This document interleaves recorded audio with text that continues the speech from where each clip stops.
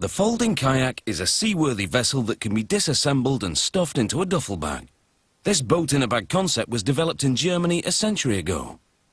It's a good fit for the modern traveller's lifestyle. It can be tossed in the boot of your car, checked onto a plane, or stuffed in the wardrobe at home. History has shown that if you're regularly facing adversity, you stand a lot better chance if you pack a folding canoe. Adventurers have crossed oceans in them, and today its story continues to unfold. Not literally though, I hope. The kayak frame starts with parts cut from solid ash and laminated birch. For waterproofing, they dip them in marine-grade varnish 3 times, drying them for 24 hours between dips. A worker then rivets metal fittings to a varnished section of the keel board.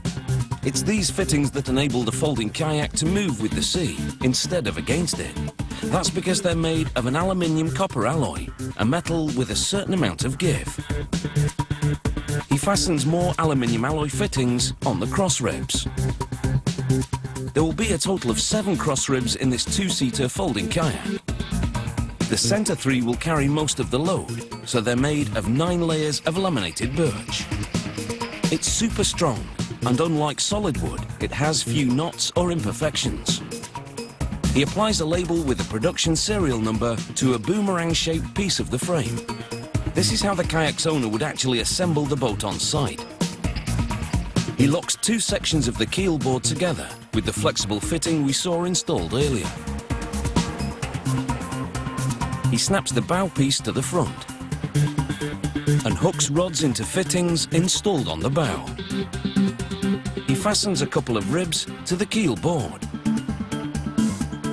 The gunnels, which are the top sides of the boat, are next. He attaches one end to the bow and the other to one of the ribs. The bow and stern parts are colour-coded, with red fittings for the bow and blue ones for the stern. All the parts fit together like a toy model. With both gunnels now attached, he's ready to install more ribs, the laminated birch ones that form the cockpit.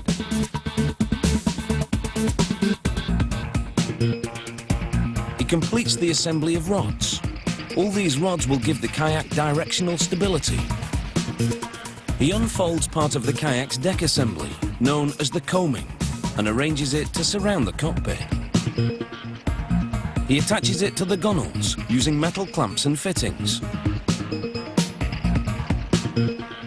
He slides the 2 seats into place on the keel board, and he attaches the backrests to the gunnels. The frame of this folding kayak is now complete and ready for its custom-made skin. Over in the sewing department, the seamstress traces the patterns for the kayak deck onto cotton hemp material and cuts along the penciled lines. This natural fabric will allow the deck to breathe and yet keep it watertight. It's now time to piece together all the parts, including 2 long sleeves for inserting inflatable tubes. Deflated, the tubes will create slack, making it easier to fit the frame into the skin. Inflated, they'll make the kayak virtually unsinkable. Once the thick layers have been stitched together, she's ready to insert the inflatable tubes.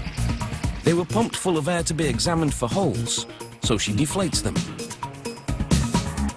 She uses a long pole to extend her reach and push the inflatable tube into the sleeve. With the synthetic rubber hull now stitched to the deck fabric, the skin is complete and ready for the kayak's wooden frame. This particular model has been painted black.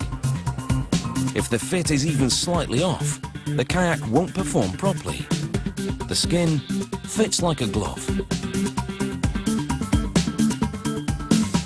He brushes glue onto the tips of the bow and stern, and then presses moulded rubber bumpers onto these areas.